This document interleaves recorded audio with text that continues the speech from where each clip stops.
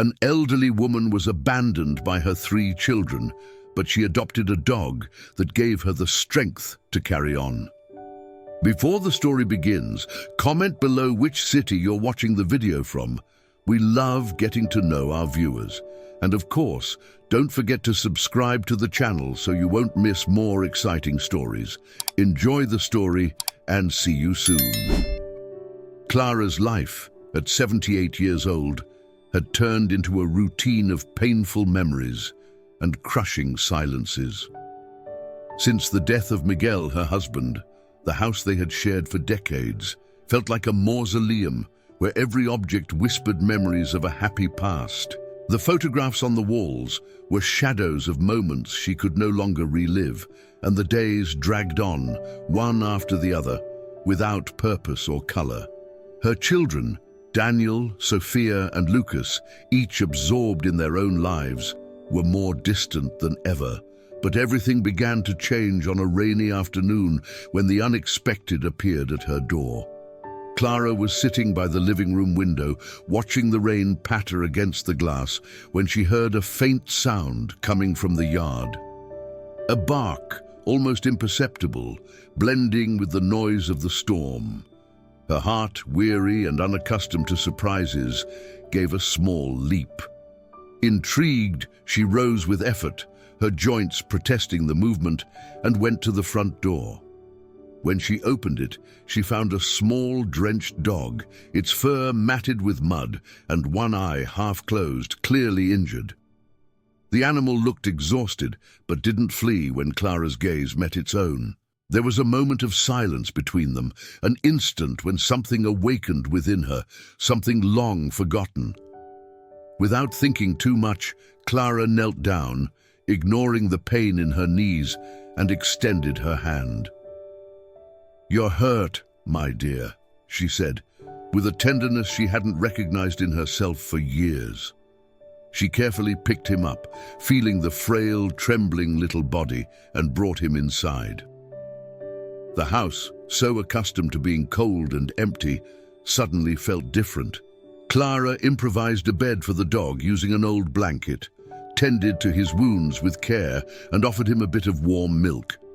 She named him Tommy.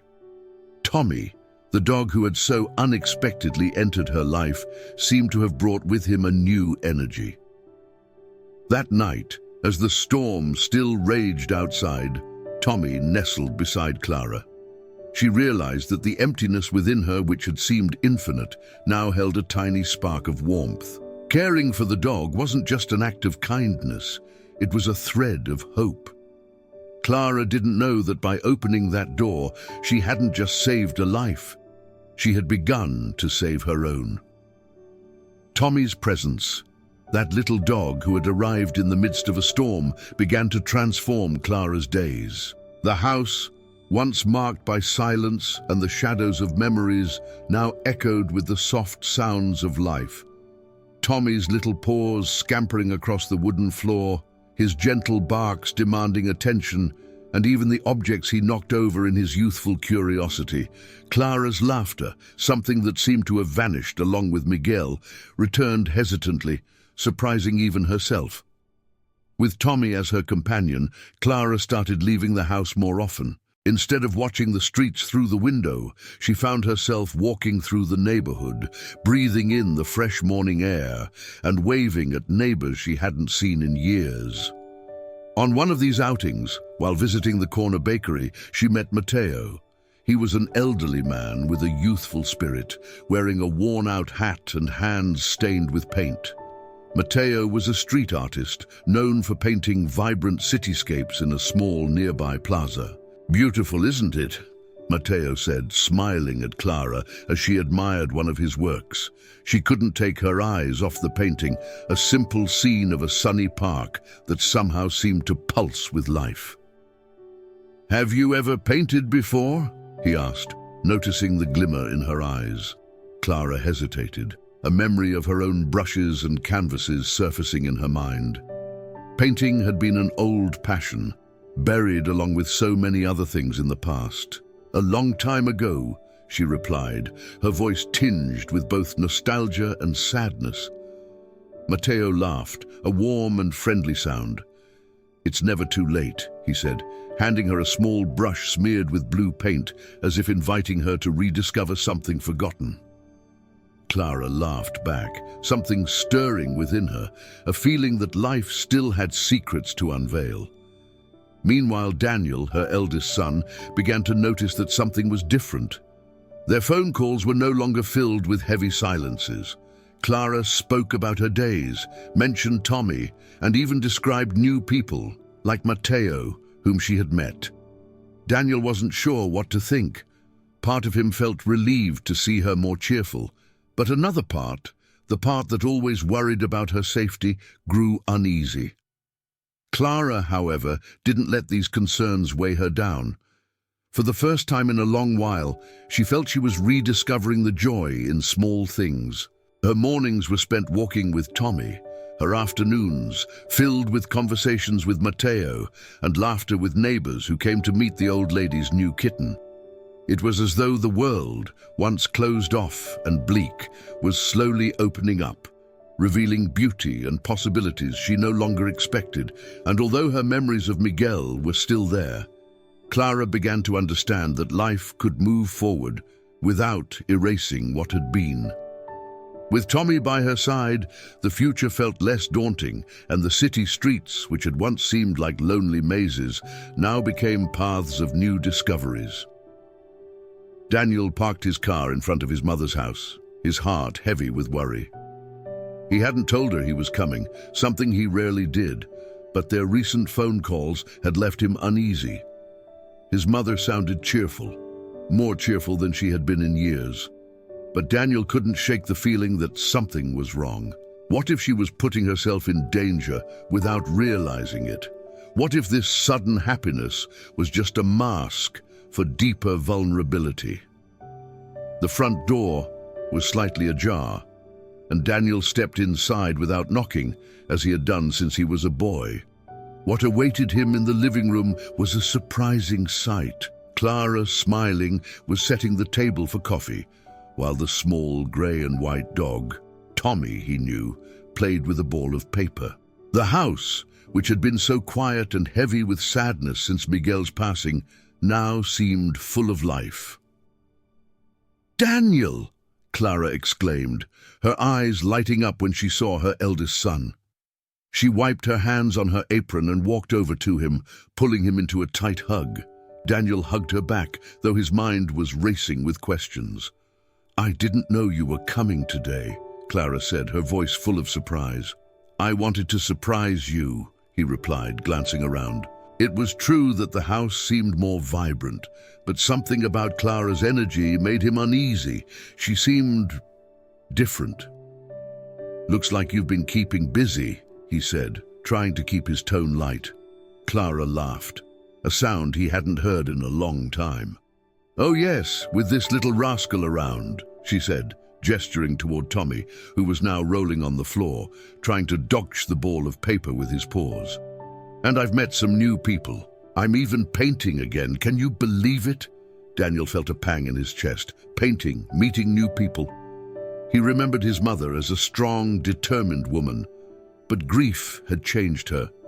Now, seeing her suddenly so active and full of life made him anxious.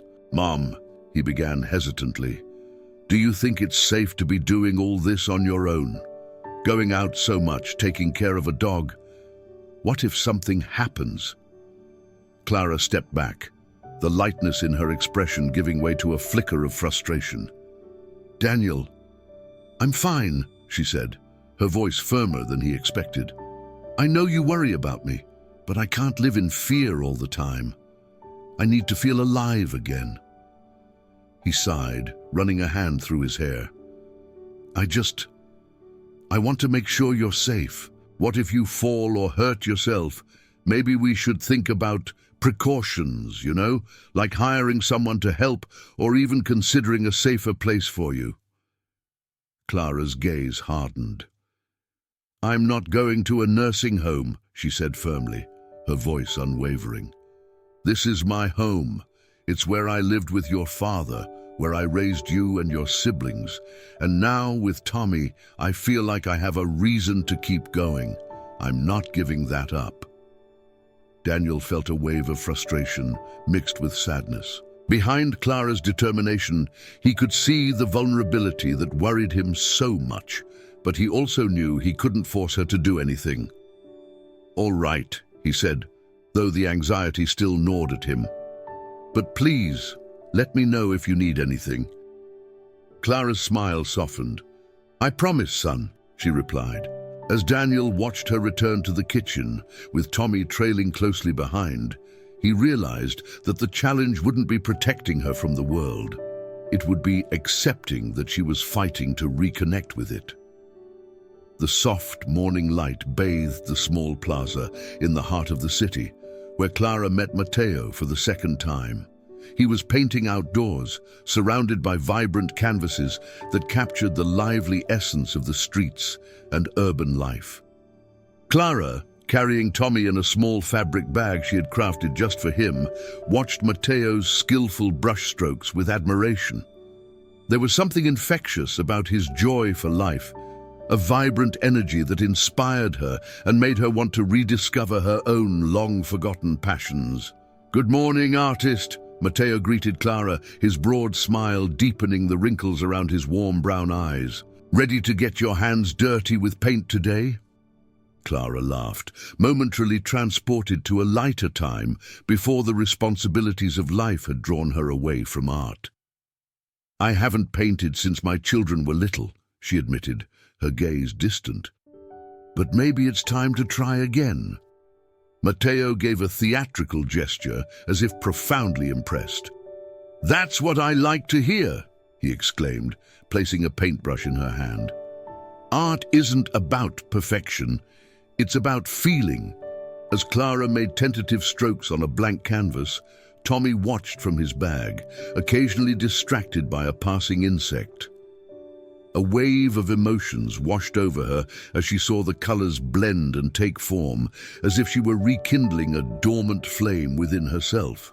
Matteo guided her gently, without pressure, but with an enthusiasm that made her want to keep going. Later, as they rested on a bench under the shade of a tree, Matteo began to share stories from his life.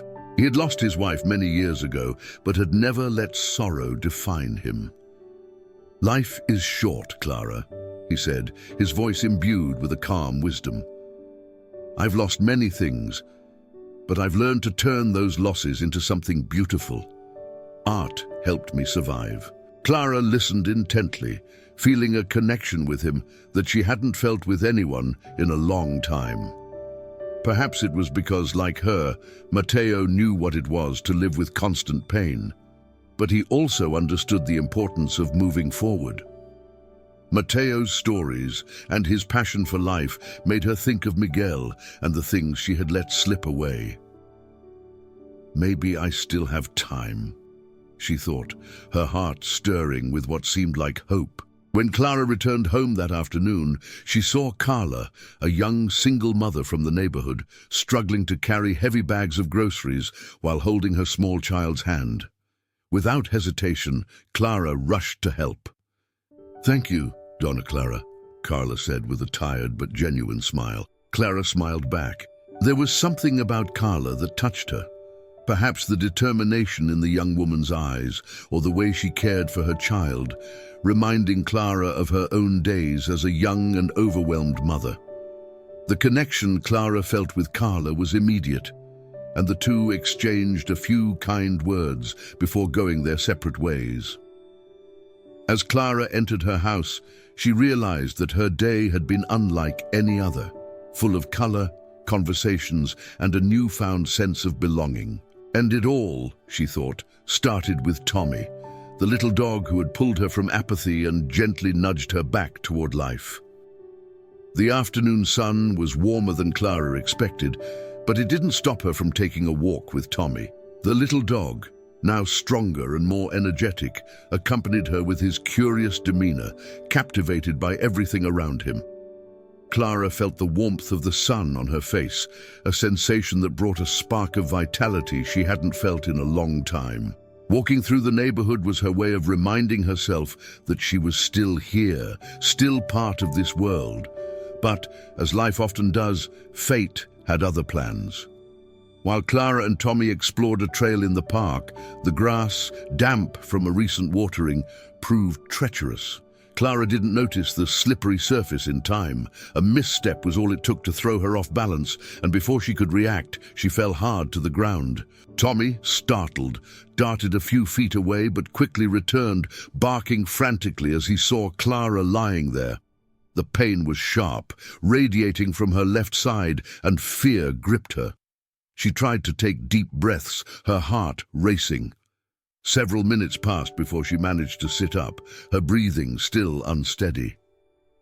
A young couple walking nearby hurried over to help, carefully assisting Clara to her feet. "Are you all right, ma'am?" the woman asked, her eyes full of concern. Clara, despite the pain, thanked them, forcing a shaky smile. "Yes, I think it's just a scare," she replied, though her body told a different story. Her shoulder throbbed and her legs trembled slightly. With Tommy in her arms, she managed to make her way back home, though every step was a struggle. News of the fall spread quickly among her children. Daniel was furious when he heard, his protective instincts kicking in. He was the first to arrive at his mother's house, worry mingled with frustration. "Mom, you can't keep living like this," he said, his voice tense as he looked at Clara lying on the couch, an ice pack pressed against her shoulder. "This is exactly what I was afraid of. You need care. What if it had been worse?" Clara, still shaken from the fall, felt attacked. "Daniel, it was just an accident," she said, trying to stay calm, though her own vulnerability was unsettling. Sophia arrived shortly after, bringing homemade food and a tempered air of concern. "Maybe we can think of something practical," she suggested, trying to pladoge both her brother and mother. "Perhaps you could accept some help at home, Mom." Lucas, the most distant of the siblings, joined the conversation via video call, his image on the phone screen tinged with regret. "I'm so sorry for being so far away, Mom," he said, his voice heavy with guilt accumulated over the years.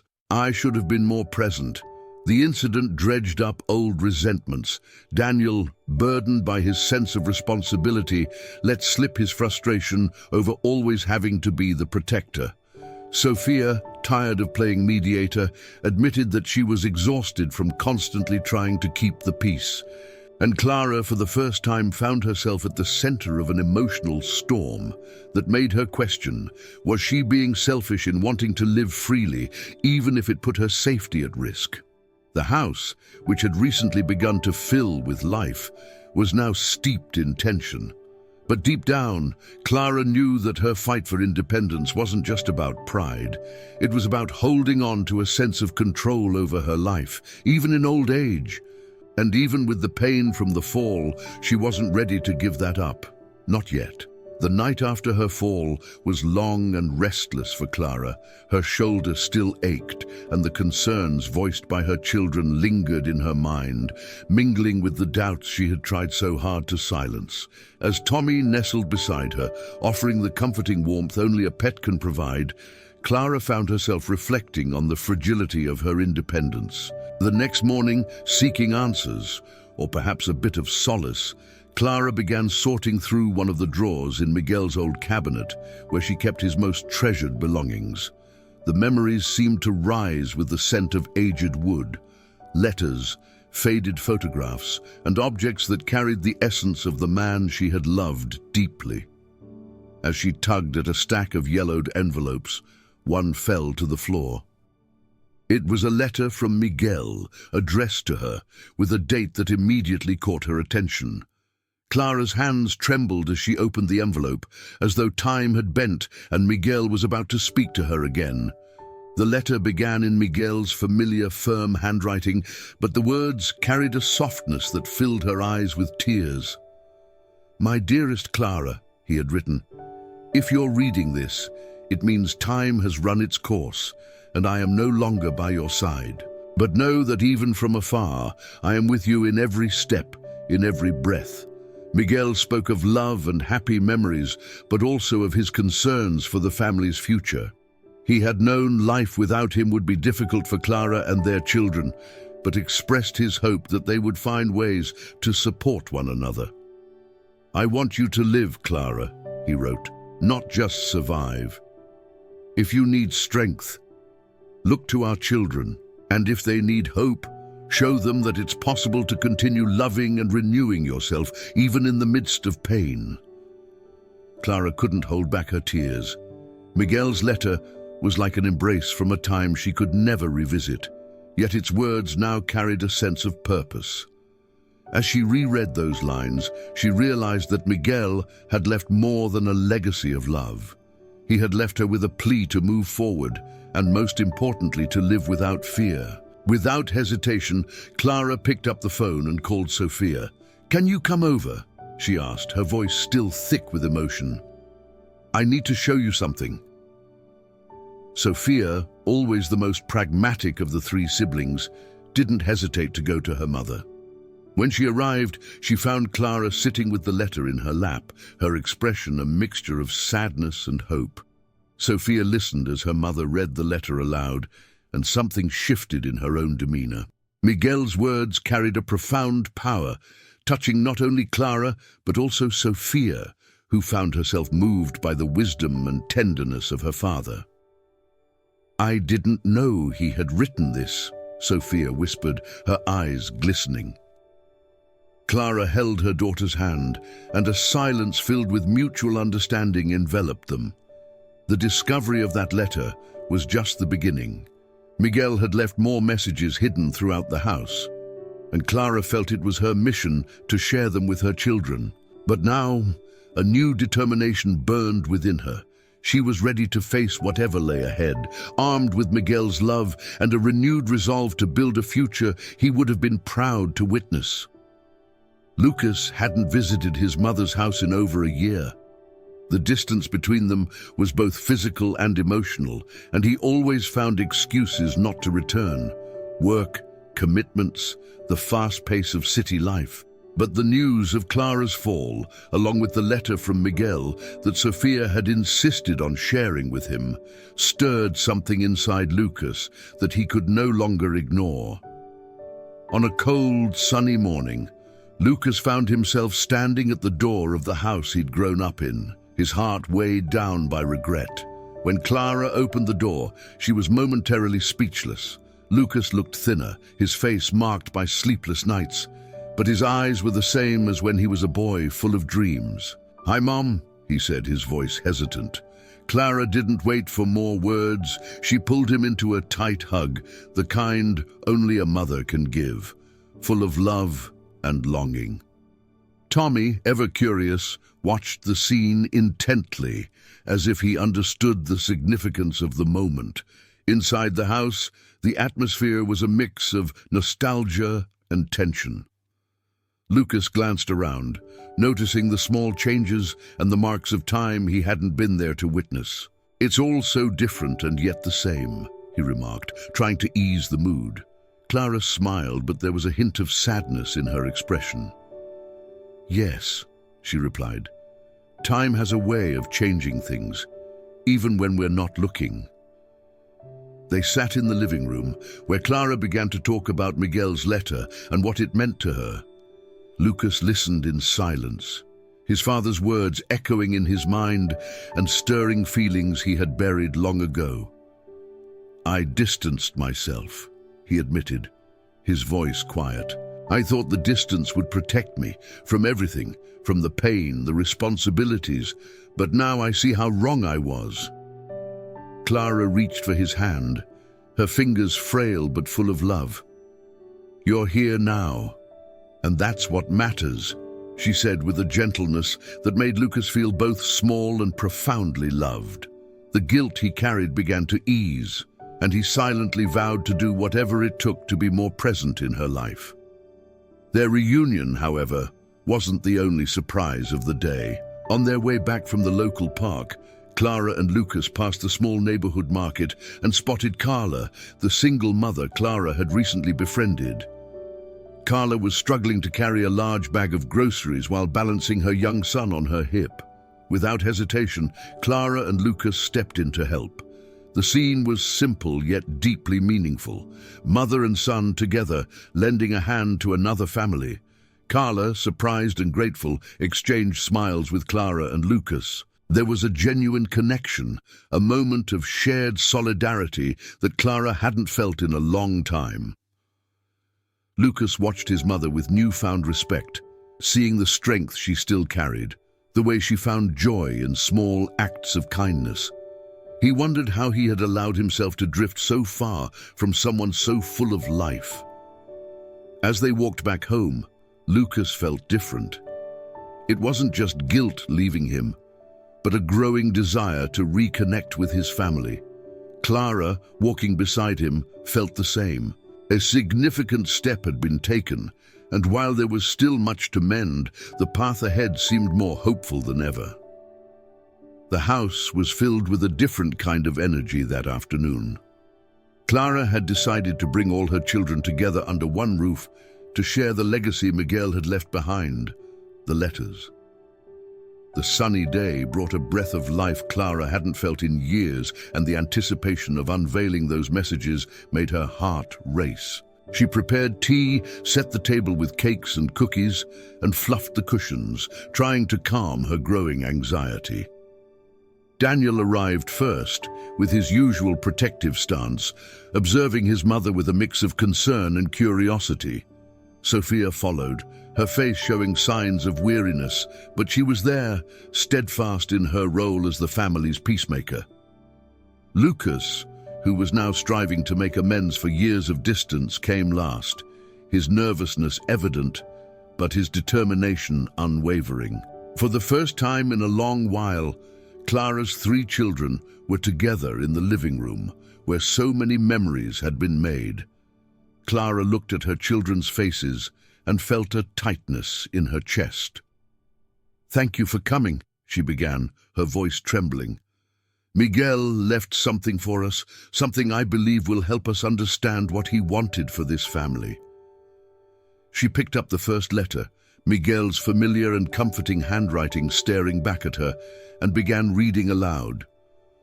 Miguel's words were a mix of love and wisdom. He wrote about his life with Clara, the moments he cherished, and his hopes for their children. He spoke of the fights, the sacrifices, and his wish for each of them to find their own path without losing their connection to one another. Miguel also acknowledged Daniel's burden as the eldest, Sophia's drive to keep the peace, and Lucas's free spirit that had distanced him but was also his greatest strength. The letters were deeply moving, each touching on a sensitive part of the family's history. Daniel sat in silence, his father's words hitting him like a punch to the gut. He had never known that Miguel recognized the weight he carried.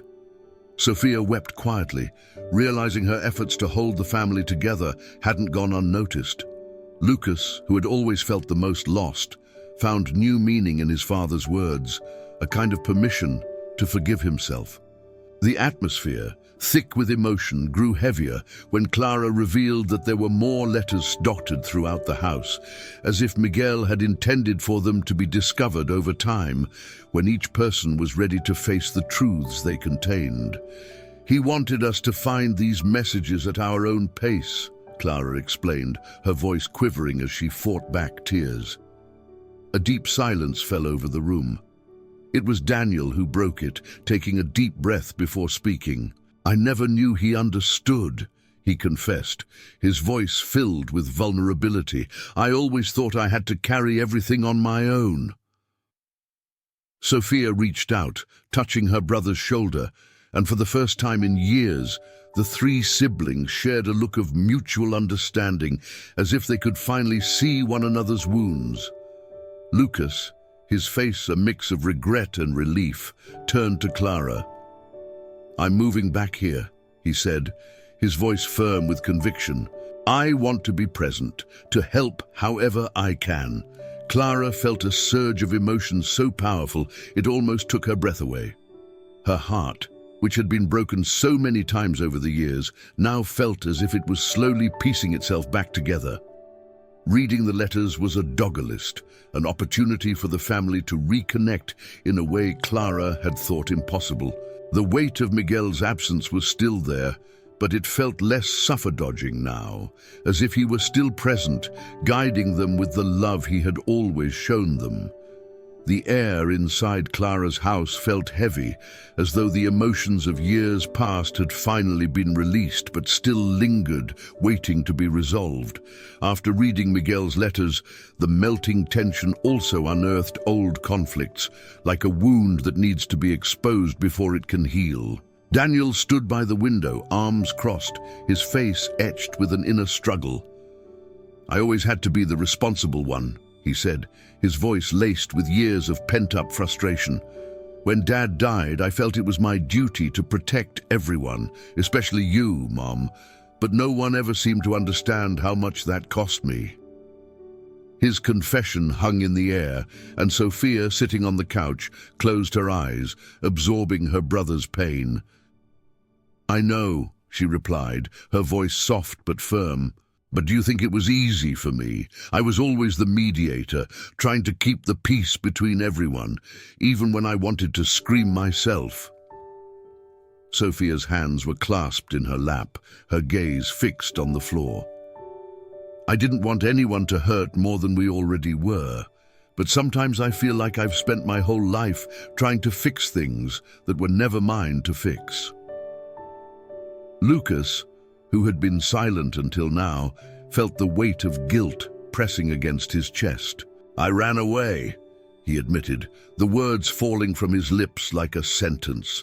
"You two stayed and dealt with everything, and I ran as far as I could. I thought I didn't belong here anymore, that my way of living was a burden to everyone. But now I see how much that only made things worse." Clara, listening to her children bare their hearts, felt a mix of sadness and relief.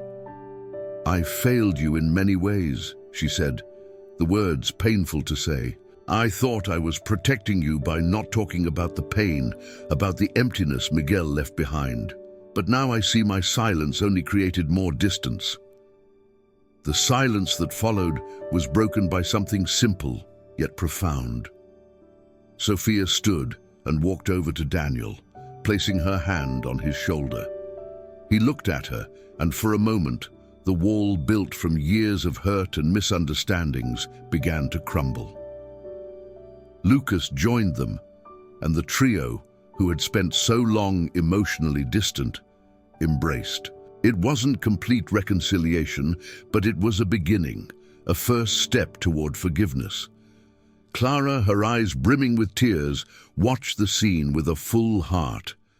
It felt as though Miguel were there, smiling, witnessing his family take the first steps toward healing. Tommy, always attuned to the house's mood, climbed into Clara's lap, purring softly. She stroked the dog, feeling that despite everything, there was still hope for her family's wounds to heal. The conversation continued through the afternoon. Daniel spoke about his anxieties and fear of losing their mother. Sophia admitted the exhaustion of always being the peacemaker. Lucas vowed with sincerity to stay more present and rebuild the bonds he had severed. Clara, in turn, reaffirmed her desire to live fully, even if it meant accepting help now and then. The clouds of hurt and resentment didn't vanish entirely, but rays of sunlight began breaking through. The house, once a stage for so many painful memories, now bore witness to a moment of healing. Clara knew the road ahead would still be challenging, but in that moment, with her children by her side, she felt that anything was possible. The day dawned under a clear sky full of promise. Clara, with Tommy by her side, prepared the backyard for a special gathering. The family had decided to celebrate this moment of renewal together, a gesture symbolizing the beginning of a new chapter for everyone. The sun bathed the grass and flowers in golden light, and as Clara set the table with her finest china, she felt something she hadn't experienced in a long time: peace. Daniel arrived first, carrying a box of pastries from the local bakery, a tradition Miguel had started whenever the family gathered. Clara noticed he seemed more at ease, less burdened by the weight of responsibility he always carried. "Let me help, Mom," he said, with a smile she hadn't seen since he was a boy. Sophia came soon after, with her family in tow, helping to arrange flowers on the table. "These are your favorites, aren't they?" she asked, referring to the daisies Clara adored. Clara nodded, touched by her daughter's thoughtful gesture. It was small, but it carried a deep love. Lucas arrived last, a guitar slung over his back, a sight Clara hadn't seen since he was a teenager full of musical dreams. "Thought we could have a bit of music," he said, his eyes gleaming with renewed hope. As everyone gathered around the table, Clara felt the warmth of the moment. Laughter was genuine, and the conversations flowed with an ease she had almost forgotten. Mateo, the street artist who had become an important figure in her life, also joined them, bringing some of his latest paintings. "To add a touch of art to the day," he said with a wink at Clara. Carla, the young mother Clara had recently befriended, came with her little boy, a reminder that the neighborhood was a web of growing connections. While Lucas strummed a gentle melody on his guitar, Clara picked up a paintbrush. With Mateo by her side, she began a new canvas. Her children watched, marveling at how she seemed to come alive with every stroke.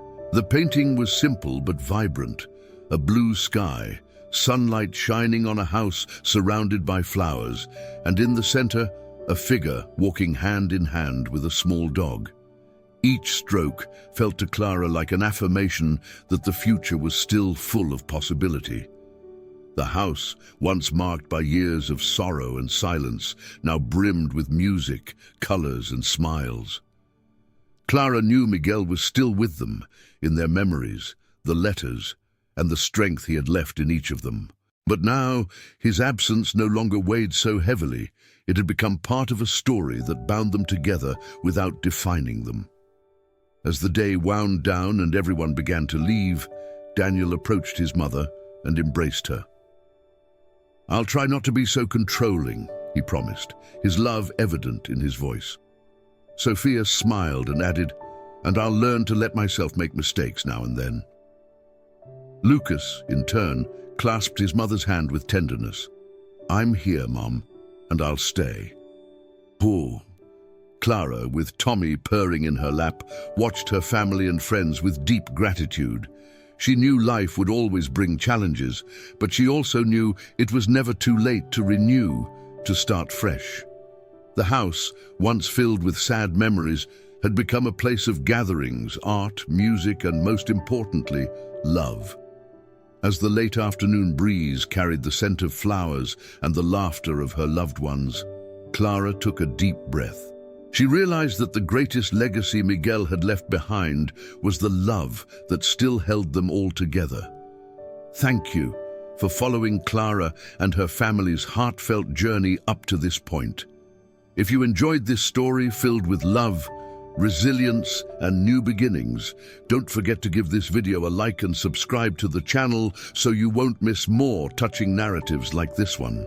And of course, hit the notification bell to stay updated on all our latest content. Now, I want to hear your thoughts. Which of Miguel's letters do you think had the greatest impact on transforming the family? Was it the one that touched Daniel's heart, the one that moved Sophia to tears, or the one that made Lucas finally realize what he had been missing? Share your thoughts in the comments below. We love seeing how each of you interprets the most meaningful moments in the story. If you believe that stories like Clara's can inspire others, share this video with your friends and family. Let's spread messages of renewal and hope together. Until next time, and thank you for being here.